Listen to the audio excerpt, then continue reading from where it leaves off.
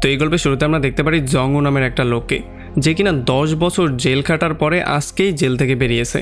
আসলে 10টা বছর অনেক বেশি সময়। এই জন্য জংউ এখন চিন্তা করছিল যে বাইরের দুনিয়াটা হয়তো কতটাই না বদলে গেছে।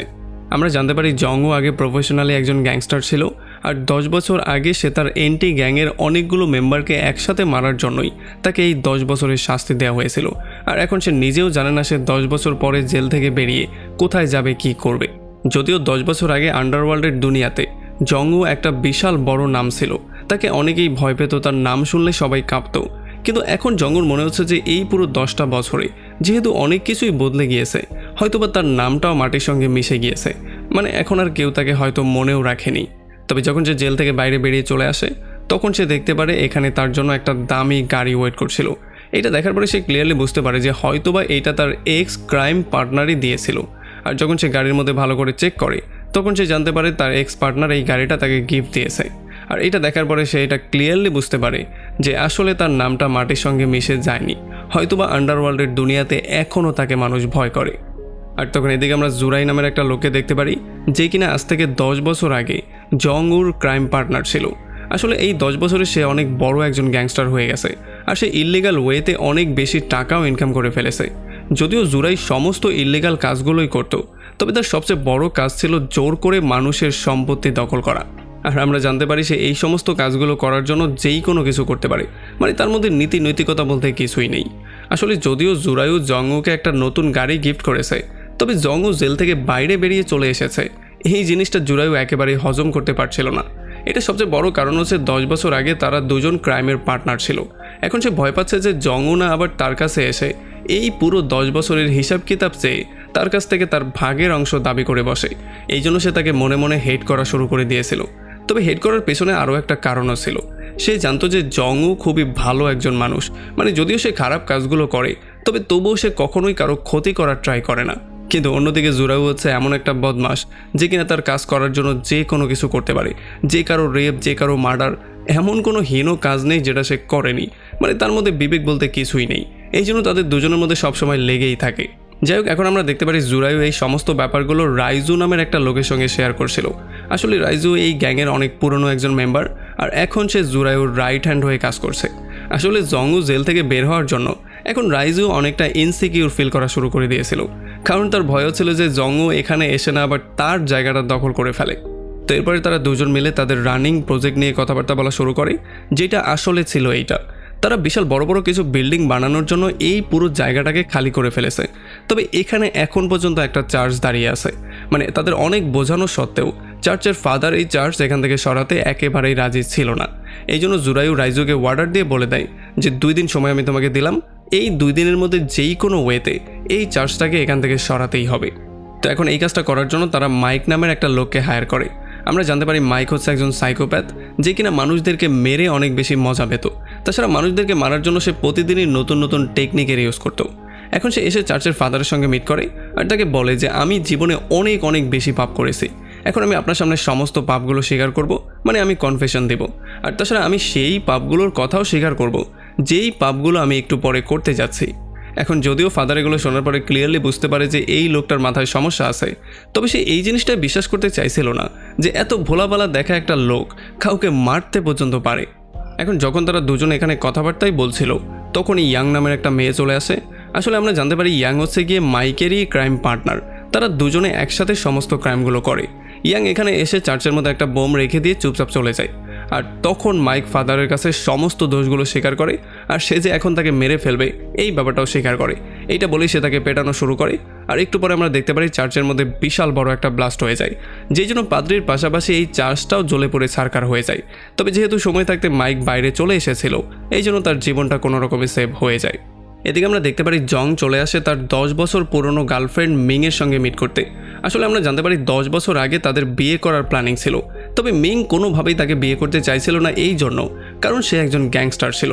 মিং তাকে সবসময় বুঝিয়ে বলতো যে এই সমস্ত রাস্তাগুলো ছেড়ে একটা ভালো কাজ করার জন্য, কারণ সে কোনোদিনও এই জিনিসটা মেনে নিতে পারবে না যে তার হাজব্যান্ড একজন গ্যাংস্টার। এই জন্য জংও তাকে প্রমিস করেছিল সে সমস্ত কাজগুলো ছেড়ে দিবে, তবে নানান কারণে নানান ঝামেলার জন্য জং এই কাজগুলো কোনোভাবেই ছাড়তে পারছিল না। আর হঠাৎই একদিন যখন সে তার রাইভাল গ্যাংয়ের অনেকগুলো মেম্বারকে মেরে ফেলে, তখন তার 10 বছরের জেল হয়ে যায়।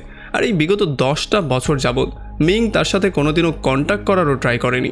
এখন আমরা দেখতে পারি পুরনো সেই সমস্ত ভুলগুলোর জন্য জং অনেক বেশি লজ্জিত ছিল, এই জন্য সে মিংয়ের কাছে মাপ চাওয়া শুরু করে। তবে মিং এই জিনিসটা বুঝতে পারছিল না যে জনকে তার মাপ করে দেয়া উচিত কি না। এই জন্য সে বলে যে চলো আমার সঙ্গে চলো, তোমাকে একটা জিনিস দেখাতে চাই। তো এরপরে তারা দুজন চলে আসে একটা ডান্স ক্লাবের মধ্যে। এখানে আমরা দেখতে পারি অনেকগুলো বাচ্চা মেয়ে ডান্স করছিল।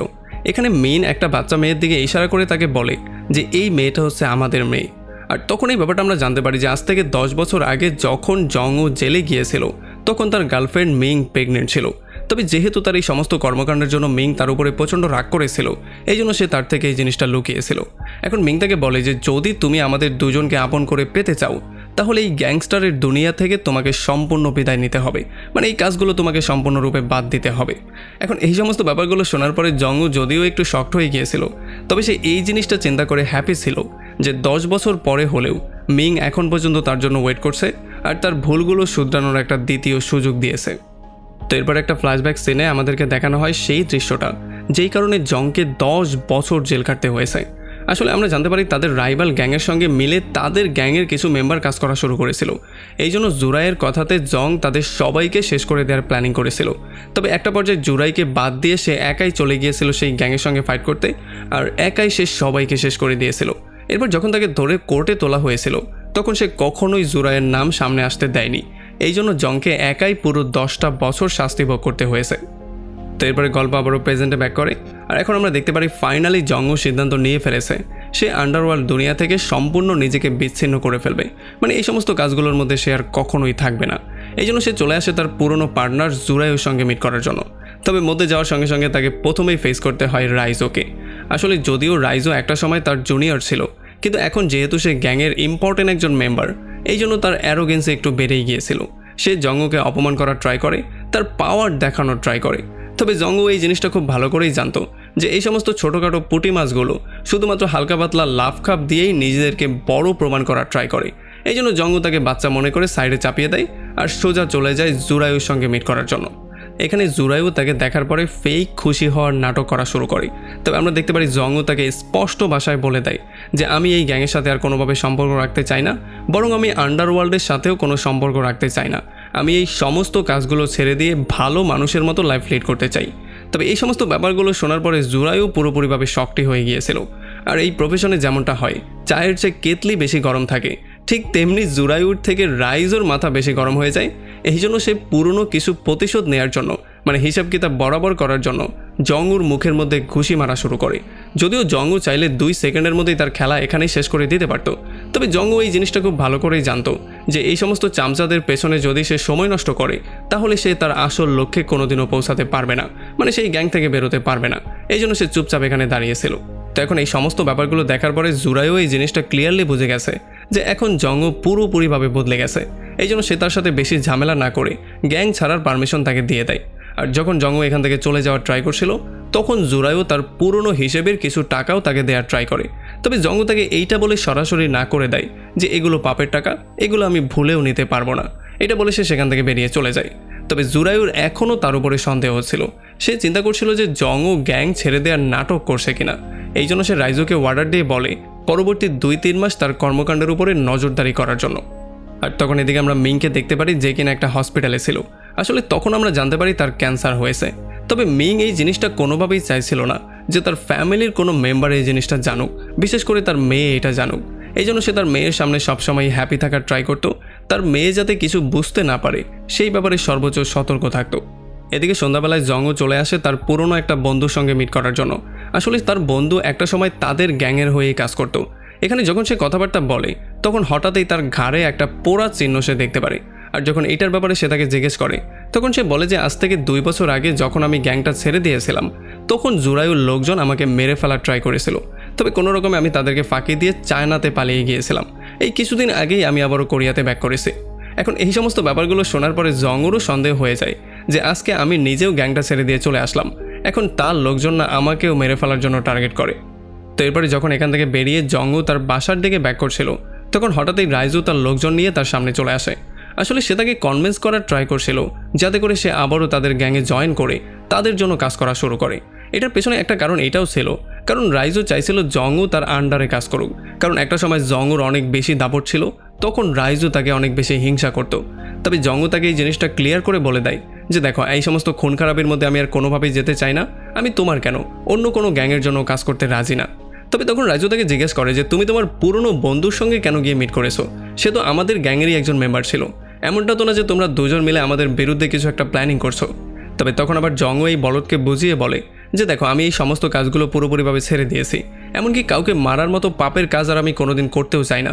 সো এই জন্য তোমার এবং তোমার গ্যাংয়ের মাঝখানে তুমি কখনোই আমাকে খুঁজে পাবে না। এতটুকু বলে সে সেখান থেকে বেরিয়ে চলে যায়। তবে আমরা দেখতে পারি তার বেরিয়ে চলে যাওয়ার পরেই রাইজো সেই মাইক নামের লোকটাকে কল দেয় আর তাকে জিজ্ঞেস করে যে চার্চের কাজটা সে সম্পন্ন করেছে কিনা। তবে তখন হয়তোবা মাইকের মিগির রোগ শুরু হয়ে গিয়েছিল, এই জন্য সে ফোনের মধ্যে উল্টাপাল্টা রকমের বিহেভিয়ার করা শুরু করে।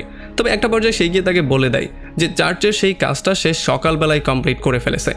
এই জন্য রাইজো তাকে বলে যে তোমার জন্য আরও একটা কাজ আছে, যেটার জন্য তুমি অনেক বেশি টাকা পাবে।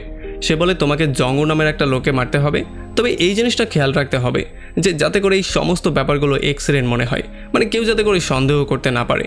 এখন এগুলো শোনার পর আমরা এই জিনিসটা ক্লিয়ারলি বুঝতে পারি যে আসলে রাইজো তার বস জোরায়ু থেকে সমস্ত ব্যাপারগুলো লুকিয়ে এই কাজটা করছিল, আর সে এমন করে একটা নাটক সাজানোর ট্রাই করছিল যাতে করে যখন জংওর মৃত্যু হয়ে যাবে তখন দোষটা রাইজোর উপরে চলে না আসে। তো এরপরে পরদিন সকালবেলা জং চলে আসে তার গার্লফ্রেন্ড মিংয়ের সঙ্গে মিট করার জন্য, যাতে করে সে যে গ্যাংস্টারের দুনিয়া ছেড়ে দিয়েছে এই ব্যাপারগুলো সে তাকে বুঝিয়ে বলতে পারে। তবে সে কিছু একটা বলতে যেত তার আগেই মিং বেহুশ হয়ে নিচে পড়ে যায়। এই জন্য সে তাকে তার গাড়ির মধ্যে তুলে দ্রুত হসপিটালের দিকে নিয়ে যাওয়ার ট্রাই করে। তবে রাস্তায় তাদের গাড়িকে অন্য একটা গাড়ি এসে ভয়ঙ্করভাবে অ্যাক্সিডেন্ট করে দেয়, যেই জন্য তাদের গাড়ি ভেঙে চুরে চুরমার হয়ে যায়। আর তখন আমরা দেখতে পারি আসলে তাদেরকে অ্যাক্সিডেন্ট করা লোকটার অন্য কেউ ছিল না, এটা ছিল সেই মাইক নামের লোকটা যার সঙ্গে তার বন্ধু ইয়াংও ছিল। এখন এই অ্যাক্সিডেন্টে যদিও জংয়ের তেমন কোনো ক্ষতি হয়নি, তবে তার গার্লফ্রেন্ড অনেক বেশি আহত হয়ে গিয়েছিল। যদিও মাইক চাইছিল তার গাড়িকে আরও কয়েকবার অ্যাক্সিডেন্ট করতে যাতে করে সে জংকে পুরোপুরিভাবে শেষ করে ফেলতে পারে, তবে যেহেতু আশেপাশে অনেকগুলো লোক জড়ো হয়ে গিয়েছিল এই জন্য সে দ্রুত সেখান থেকে পালিয়ে যাওয়ারই সিদ্ধান্ত নেয়। এরপরে জং তার গার্লফ্রেন্ডকে নিয়ে দ্রুত হসপিটালে চলে আসে, তবে হয়তোবা তখন অনেকটাই দেরি হয়ে গিয়েছিল, অনেক বেশি রক্তক্ষরণের জন্য মিংয়ের সেখানেই মৃত্যু হয়ে গিয়েছিল।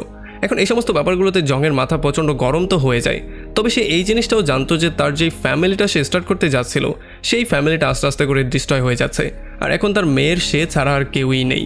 এই জন্য সে চলে আসে তার মেয়ের সঙ্গে মিট করার জন্য, কারণ এখন তার মেয়েকে তার মা সম্পর্কে বলতে তো হবেই, বরং তার নিজের সম্পর্কে সমস্ত ব্যাপারগুলো ক্লিয়ার করে বলতে হবে। কারণ যদি সে এমনটা করতে না পারে তাহলে হয়তো তার মেয়ে অন্য কিছু মনে করে ফেলবে, আর হয়তো বা তার জীবনটাও নষ্ট হয়ে যেতে পারে।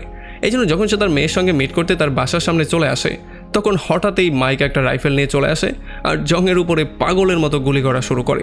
এখন কোনো রকমে জং এই গুলি থেকে নিজেকে তো সেভ করে ফেলে, তবে যখন মাইক আবার জংকে মারার জন্য যায় তখন সে মাইকের উপরেই ওভার পাওয়ার্ড হয়ে যায় আর তাকে আচ্ছা রকম ধোলাই করে বন্দি করে ফেলে। এদিকে যখন জং মাইকের ধোলাই করছিল তখন অন্যদিকে মাইকের বন্ধু ইয়াং চলে আসে মিনের বাসায় আর সে মিনের মেয়েকে কিডন্যাপ করে সেখান থেকে নিয়ে যায়। আর এদিকে মাইকও মিনকে কল দিয়ে এটা বলে দেয় যে তোমার বন্ধু মাইক এখন আমার আন্ডারে আছে, সো আমার মেয়ের কোনো ক্ষতি করার ট্রাই ভুলেও করবে না, তাহলে তোমার বন্ধুকেও শেষ করে দেওয়া হবে। আর এরপর আমরা দেখতে পারি জং মাইককে নিয়ে একটা নিরিবিলি জায়গায় চলে আসে আর তাকে ধোলাই করে তার মেয়ের সম্পর্কে জিজ্ঞেস করা শুরু করে, মানে তার মেয়ের অ্যাড্রেসটা জানার ট্রাই করে। তবে মাইক তাকে কিছুই বলছিল না। আর যখন জং মাইকের এই সাইকোপ্যাথওয়ালা বিহেভিয়ার দেখতে পারে, মানে পাগলের মতো উল্টাপাল্টা বিহেভিয়ার দেখতে পারে, তখন তার মাথা আরও বেশি গরম হয়ে যায়। একবার তো সে তাকে মেরে ফেলারই ট্রাই করছিল। তবে তখন আবার মাইকের ফোনে তার বন্ধু ইয়াংয়ের কল চলে আসে আর তার বন্ধু ইয়াং তাকে এটা ক্লিয়ার করে বলে দেয় যে যদি তুমি তোমার মেয়েকে জীবিত পেতে চাও তাহলে আমার বন্ধু মাইককেও তোমাকে জীবিত ফেরত দিতে হবে। এখন আমরা দেখতে পারি তারা বন্দীদেরকে অদল বদল করার একটা প্ল্যানিং করে। তবে তখন আবার মাইকের ফোনে রাইজো কল দেয় আর রাইজোর কলটা দেখার পরে জংয়ের মাথা প্রচণ্ড গরম হয়ে যায়। সে বুঝতে পারে এই সমস্ত ব্যাপারগুলোর পেছনে রাইজোর হাত আছে। এই জন্য সে তার মেয়েকে খুঁজতে খুঁজতে রাইজোর অফিসেই চলে আসে। যদিও রাইজোর লোকজন তাকে থামানোর অনেক ট্রাই করছিল, তবে সে তাদের সবাইকে ধোলাই করে খুব সহজেই রাইজোকেও তার কন্ট্রোলে নিয়ে নেয় আর তাকেও সে ধোলাই করা শুরু করে। সে রাইজোকে পানির মধ্যে চুবিয়ে চুবিয়ে জিজ্ঞেস করে যে আমার মেয়েকে তুমি কোথায় লুকিয়ে রেখেছো, আমার মেয়ের অ্যাড্রেস তুমি এখনই দিবে। তবে আমরা দেখতে পারি রাইজো তাকে বারবার করে বলছিল যে আমি তোমার মেয়ে সম্পর্কে কিছু জানি না, আমি তো এই লোকটাকে তোমাকে মেরে ফেলার অর্ডার দিয়েছিলাম, এর মধ্যে তোমার মেয়ে কোথা থেকে চলে আসলো এটা তো আমি নিজেও জানি না। আর এই সমস্ত ব্যাপারগুলো শোনার পরে জং এটা ক্লিয়ারলি বুঝতে পারে যে তার মেয়ে সম্পর্কে শুধুমাত্র মাইক আর ইয়াংই জানে, রাইজো এই সম্পর্কে তেমন কিছুই জানে না। তবে তখন আবার রাইজোর লোকজন জংয়ের উপরে ফায়ারিং করা শুরু করে, মানে তাকে মারার ট্রাই করে। তবে জং এই সমস্ত ফাইটের মধ্যে বেশি ইনভলভ না হয়ে তার গাড়িতে বসে থাকা মাইককে নিয়ে সেখান থেকে দ্রুত বেরিয়ে চলে আসে। কারণ এখন মারামারির মধ্যে ইনভলভ হয়ে সে একেবারেই সময় নষ্ট করতে চায় না, কারণ এখন তার প্রধান উদ্দেশ্য হচ্ছে তার মেয়েকে সেভ করা। আর তখন এদিকে আমরা দেখতে পারি মাইকের বন্ধু ইয়াং জংউর মেয়েকে লুকানোর জন্য একটা সিক্রেট লোকেশনে চলে আসে। প্রথমে সেই মেয়েটাকে একটা মুরগির খাঁচার মধ্যে বন্দি করে আর বাইরে একটা কুকুর রেখে দিয়ে চলে যায়, যাতে করে যদি ভুলেও এই মেয়েটা বাইরে বের হওয়ার ট্রাই করে তাহলে কুকুর তাকে ছেড়ে বেড়ে খেয়ে ফেলে, আর এই ভয়েও যাতে এই মেয়েটা বাইরে বেরিয়ে না আসে। তবে এই মেয়ের রিয়াকশন দেখে আমরা এটা ক্লিয়ারলি বুঝতে পারি যে এখন পর্যন্ত সে এই জিনিসগুলোই বুঝে উঠতে পারছে না যে তার সাথে এই সমস্ত ব্যাপারগুলো কেন হচ্ছে। তাছাড়া তার মায়ের যে মৃত্যু হয়ে গেছে সেই ব্যাপারটা সম্পর্কেও সে জানে না, আর তার বাবা যে জং সেই ব্যাপারটা তো সে জানেই না। এদিকে জং মাইককে নিয়ে একটা গ্যাস স্টেশনে চলে আসে, আর এখানে মাইককে গাড়ির মধ্যে রেখে দিয়ে সে ওয়াশরুমে গিয়ে তার ক্ষতস্থানে মলম লাগানো শুরু করে, মানে রাইজোর সঙ্গে মারামারি করতে গিয়ে যে আঘাত সে পেয়েছে সেগুলো ঠিক করার ট্রাই করে। আর এতে করে মাইক একটা সুযোগ পেয়ে যায় আর সে দ্রুত গাড়ি থেকে বেরিয়ে পাশের স্টোরে চলে যায় আর এখান থেকে খাবার দাবারের জিনিসগুলো নিয়ে খাওয়া শুরু করে। এখানে সুযোগ পেয়ে গেলেও মাইক পালিয়ে যাওয়ার ট্রাই করে না, কারণ তার হাত পা বাঁধা অবস্থায় ছিল। যদি সে কোনো রকমে একটু দূরে চলেও যেত তবুও জং তাকে গিয়ে ধরেই ফেলতো। আর এরপরে জং ইয়াংকে কল দিয়ে কোথায় আসতে হবে, কখন আসতে হবে এবং কিভাবে তারা বন্দীদেরকে অদল বদল করবে সেই ব্যাপারে একটা প্ল্যানিং করে ফেলে।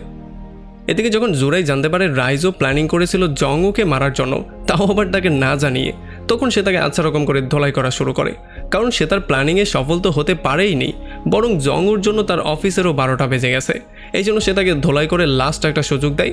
সে বলে যে তোমার ভুলটা শুধরানোর এইটাই তোমার হাতে শেষ সুযোগ, তুমি যত দ্রুত সম্ভব জংউকে খুঁজে বের করে তাকে সেখানেই শেষ করো। এদিকে আমরা দেখতে পারি জং সেই লোকেশনের দিকে যাওয়া শুরু করে যেই লোকেশনে তাদের দুজনের মিটিং করার কথা ছিল।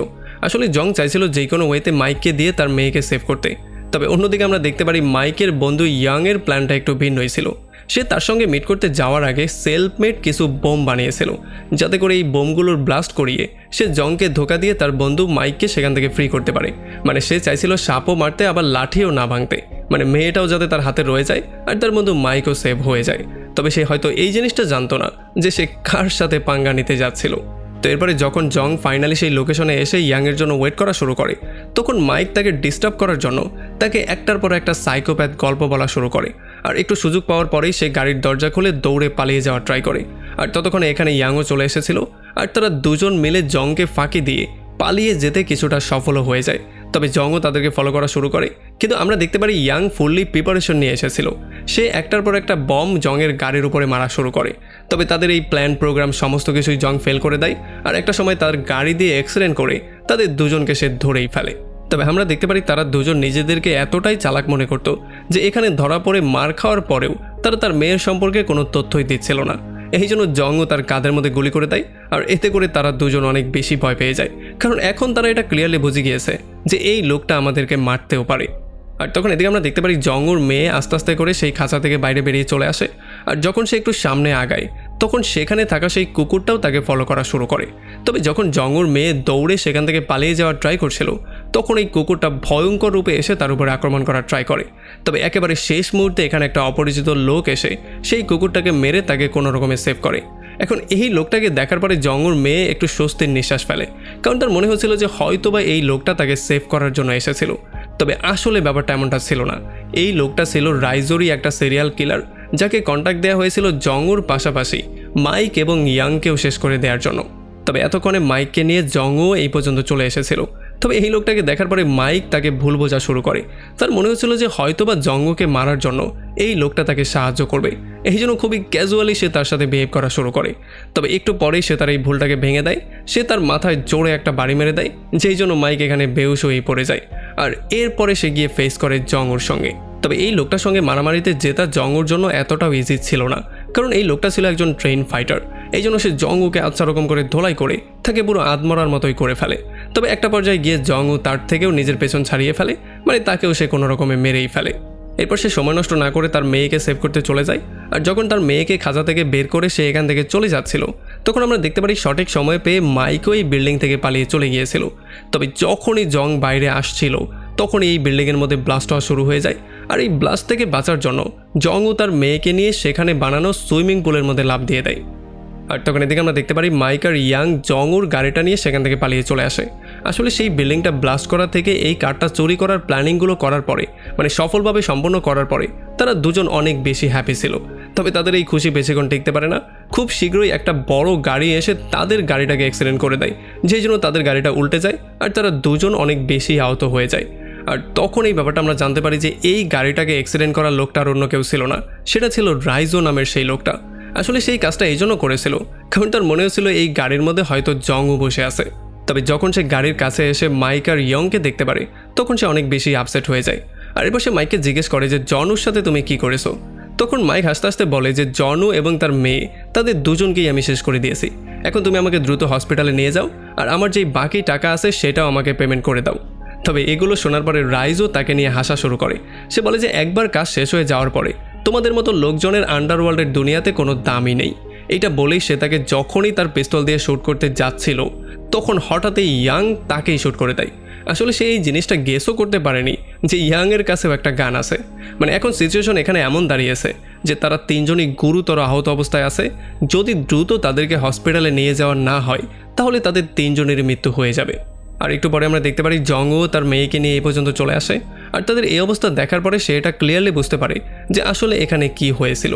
আমরা দেখতে পারি তারা তিনজনই তার কাছে ভিক্ষা চাওয়া শুরু করে যাতে করে তাদেরকে মাফ করে দিয়ে সে তাদেরকে দ্রুত হসপিটালের দিকে নিয়ে যায়। তবে আমরা দেখতে পারি জংও তাদের কথায় কোনোভাবেই কেয়ার না করে সোজা তার মেয়েকে নিয়ে সেখান থেকে চলে আসে। এরপরে আমাদেরকে কয়েক মাস পরের সিন দেখানো হয়। এখানে আমরা দেখতে পারি জংও তার মেয়ের সাথে এখন অনেকটাই কমফোর্টেবল হয়ে গিয়েছিল। জংও তার সেই আগের লাইফটা পুরোপুরিভাবে ভুলে গিয়েছিল। মানে এখন সে সমস্ত খারাপ কাজগুলো ছেড়ে দিয়ে ভালো কিছু কাজ করে বেঁচে থাকার ট্রাই করছিল। সে তার মেয়েকে সবচেয়ে বেশি প্রায়োরিটি দিত, তার মেয়ের সঙ্গে সবসময় বেশি সময় পার করে একজন ভালো বাবা হওয়ার ট্রাই করছিল। আর এমন একটা ইন্টারেস্টিং পয়েন্টে এই পুরো মুভিটা এখানেই শেষ হয়ে যায়।